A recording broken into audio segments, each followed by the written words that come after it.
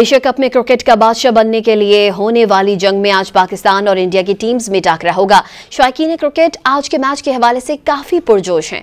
पेशावर के लोगों की आज के मैच से क्या उम्मीदें वाबस्ता हैं, ये जानते हैं ताइबा खान से। जी ताइबा, बताइएगा क्या कहते हैं शौकीन क्रिकेट।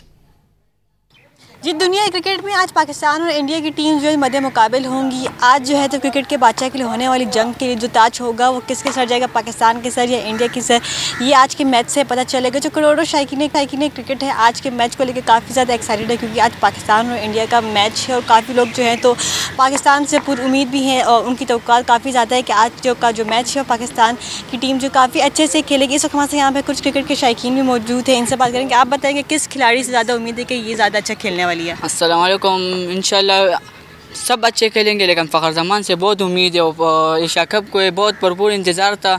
इंशाल्लाह आज दिन भी आ गया और चंद घंटे बाद इंशाल्लाह पाकिस्तान इंडिया का मैच होगा। इंशाल्लाह पाकिस्तान जीतेगा और फ़खर ज़मान भरपूर बैटिंग करेगा।